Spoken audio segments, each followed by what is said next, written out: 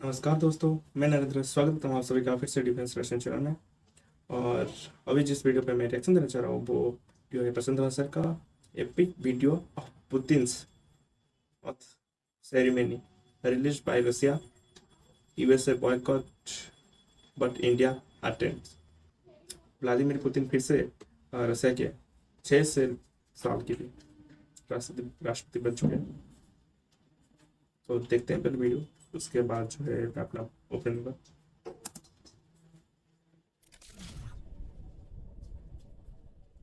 नमस्कार and welcome you all to study IQ. मैं हूं प्रशांत धवन। नाउ जो वीडियो अपने सामने आप देख रहे हैं, ये रशियन गवर्नमेंट ने करी है रिलीज। और पूरी दुनिया में वीडियो हर बार, मैं कहूंगा हर 6 साल में ऐसी वीडियो वायरल हो जाती है, क्योंकि ये है व्लादिमीर पुतिन की ओथ टेकिंग सेरेमनी। पुतिन का जो 6 ईयर टर्म है ये स्टार्ट हो चुका है। जी हाँ, रशिया में जो प्रेसिडेंट की टर्म है ये 6 साल की होती है। तो 2024 से लेकर 2030 तक व्लादिमीर पुतिन अब प्रेसिडेंट रहेंगे रशिया के। 71 ईयर्स के ये हो चुके हैं और 77 की एज तक ये रशिया के प्रेसिडेंट रहेंगे। और इनकी ओथ टेकिंग सेरेमनी चाहे जितनी भी ग्रैंड हो, इंटरेस्टिंग बात यह है कि पूरी पश्चिमी दुनिया ने, सभी वेस्टर्न कंट्रीज ने, नेटो ने, यूरोपियन यूनियन ने, सभी इस ओथ टेकिंग सेरेमनी को बॉयकॉट किया है। और इंडिया और चाइना, दो मैं कहूंगा बहुत ही इंपॉर्टेंट ब्रिक्स कंट्रीज, दोनों यहाँ पर प्रेजेंट थे। इंडियन एम्बेसडर टू रशिया यहाँ पे प्रेजेंट थे। और इंडिया ने, आप कह लीजिए, बहुत ही इंपॉर्टेंट सिग्नल भेजा दुनिया को कि पुतिन की oath taking ceremony India boycott नहीं करेगा ना। मुझको यहाँ पे एक बहुत ही इंपॉर्टेंट डिटेल भी ऐड करना पड़ेगा। इवन तो मैंने कहा है कि पश्चिमी दुनिया के ज्यादातर कंट्रीज ने बॉयकॉट किया है इस पूरी सेरेमनी को। फ्रांस एक ऐसा देश है जिसके एम्बेसडर यहाँ पे मौजूद थे। फ्रांस अपने आप को बिल्कुल अलग तरीके से पोजीशन कर रहा है। आपने रिसेंटली देखा होगा शी जिनपिंग गए हैं फ्रांस। इस टॉपिक पे बहुत ही जल्द मैं एक अलग से वीडियो आपके लिए लेके आ रहा हूँ। और उसके अलावा फ्रांस के जो एम्बेसडर हैं टू रशिया, इन्होंने पुतिन की ओथ टेकिंग सेरेमनी भी करी है अटेंड। इससे फ्रांस यूएसए को एक डायरेक्ट मैसेज ये भेज रहा है कि हम अब आप पे डिपेंड इतना नहीं करते फॉर यूरोप स्टेबिलिटी। हम अपनी तरफ से चाइना और रशिया के साथ भी कहीं ना कहीं बातचीत करते रहेंगे। हम अपने रिलेशंस उनके साथ बिल्कुल खत्म नहीं करने वाले। और मुझे पता है कि यहाँ पे आप में से कई लोगों का एक क्वेश्चन ये भी आएगा कि व्लादिमीर पुतिन की जो ये सेरेमनी है ये इतनी ज्यादा ग्रैंड क्यों होती है, इसके पीछे रीजन क्या है। ये मैं आपको यहाँ पे समझाता हूँ। अगर हम रशियन फेडरेशन को एज ए कंट्री देखें, यूएसएसआर की बात मैं यहाँ पे नहीं कर रहा। यूएसएसआर 1991 में टूट गया था, उसके बाद रशियन फेडरेशन बना। इसके गिनती के आप अगर देखो तो सिर्फ 4 प्रेसिडेंट रह चुके हैं। एक्चुअली अगर हम बात करें लोगों की तो सिर्फ 3 लोग हैं जो रशिया के प्रेसिडेंट रह चुके हैं। नंबर 1 बोरिस येल्सिन, 1991 से लेकर 1999 तक ये थे रशिया के प्रेसिडेंट। इनके जमाने में इतनी ज्यादा इलाबोरेट, इतनी ज्यादा ग्रैंड सेरेमनीज नहीं होती थी। ये ग्रैंड सेरेमनी करना, लिमोजीन दिखाना और पूरा गोल्डन जो इनकी दीवारें हैं ये दुनिया के सामने प्रेजेंट करना, ये सब स्टार्ट किया था व्लादिमीर पुतिन ने, क्योंकि ये जानते थे कि इन्हें एज ए ब्रांड प्रेजेंट करना होगा खुद को in front of Russians and the entire world. और मैं कहूंगा काफी हद तक व्लादिमीर पुतिन का प्लान कामयाब भी हुआ है। आप अगर देखो बोरिस येल्सिन का टेन्योर बाय द वे बहुत ही ज्यादा डिजास्टर्स था रशिया के लिए।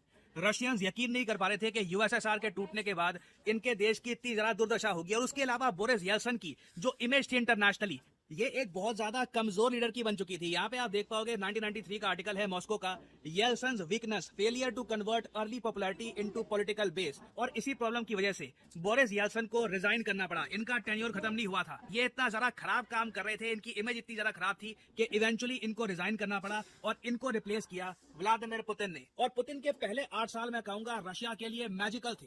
जो नंबर्स आप देखोगे ना, मैं आपको एक बहुत ही फेमस एक इमेज है ये दिखाता हूँ। जब पुतिन ने कुर्सी संभाली एज प्रेसिडेंट ऑफ रशिया की जो जीडीपी थी, नॉमिनल जीडीपी की मैं पे बात कर रहा हूँ, ये $200 बिलियन से भी कम थी। ये बढ़कर $2 ट्रिलियन पहुंचा दी थी पुतिन ने। जो जीडीपी पर पर्सन थी, हमारे देश में हम काफी कहते हैं जीडीपी पर कैपिटा बढ़ाओ, रशिया में जीडीपी पर कैपिटा $1300 के आसपास थी। रशियंस बहुत कम कमाते थे। ये जो जीडीपी पर पर्सन है, इन्होंने उठाकर $14,800 तक पहुंचा दी थी। आज भी आप अगर देखोगे रशिया में तो मॉस्को और सेंट पीटर्सबर्ग की अगर मैं बात करूं, जो इनके बड़े शहर हैं, वहां पे लोग ठीक ठाक पैसा कमा लेते हैं।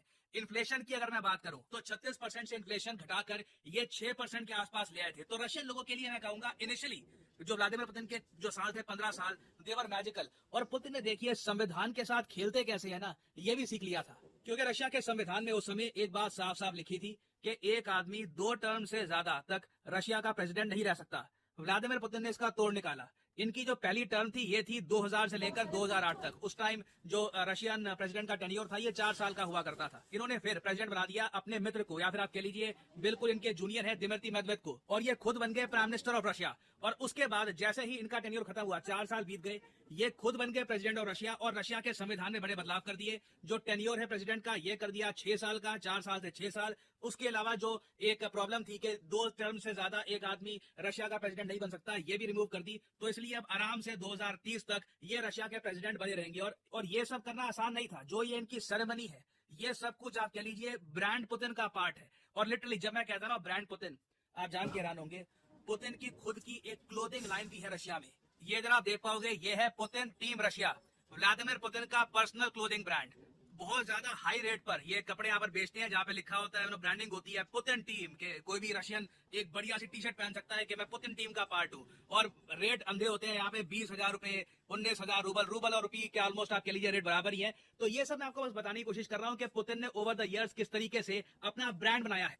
तो अपने आप में देखिए, ब्रांड तो बन गया, सेरेमनी भी हो गई, और अब आने वाले जो 6 साल हैं पुतिन के लिए बहुत ही ज्यादा चैलेंजिंग रहेंगे, perhaps the most challenging years.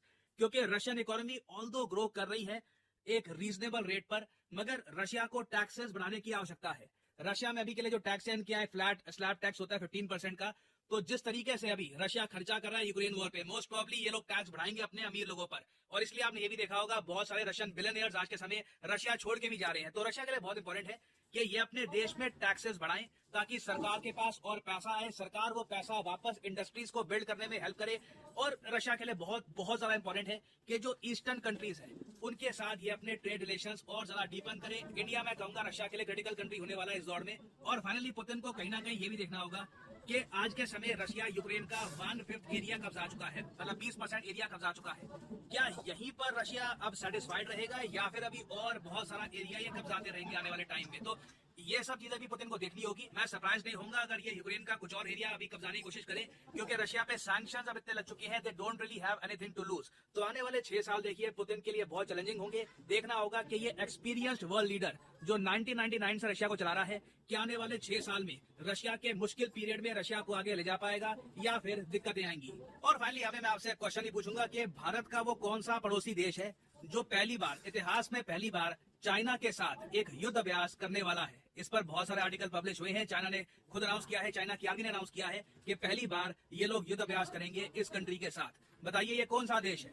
Maldives, Bangladesh, Sri Lanka या फिर भूटान? ये युद्ध अभ्यास अगले महीने होगा। बताइए what is the right answer. जो लोग सही आंसर देंगे उनकी कमेंट को मैं हार्ट दे दूंगा, ताकि बाकी लोग समझ पाए कि सही आंसर क्या है। तो दोस्तों, जो वीडियो मुझे खत्म, और जैसे प्रसन्न सर ने कहा कि मतलब आश्चर्य की बात है, 1999 से लेकर अब तक जो व्लादिमीर पुतिन है वो प्रेसिडेंट की सीट संभाल रहे, बीच में 8 साल के लिए प्राइम मिनिस्टर भी रहे थे।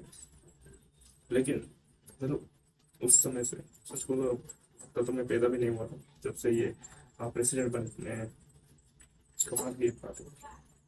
इस तरह से अपना टेन्योर पूरा किया, उसके बाद प्राइम मिनिस्टर बने, उसके बाद जब प्रेसिडेंट फिर से बने लॉ में चेंज करवाया, 4 साल को 6 कराया, 6, और ऊपर से ये भी कहा कि 2 टर्म से ज़्यादा प्राइम मिनिस्टर रह सकता है। बहुत ही ज़्यादा एक्सपीरियंस्ड और लीडर। और जिस तरह के हालात है, सर ने कहा कि यूक्रेन पर हमला हो रखा है, रशिया पर भेरी सब सैंक्शंस लग चुके हैं, और भी इन्फ्लेशन थोड़ा सा बढ़ा था फिर भी कंट्रोल कर लिया है। और आगे देखते हैं 6 साल में क्या रशिया पूरी तरह से यूक्रेन को कब्जाएगा या नहीं, और दूसरी तरफ उनकी इकोनॉमी की क्या हालत होती है, और एक एक्सपीरियंस वो लीडर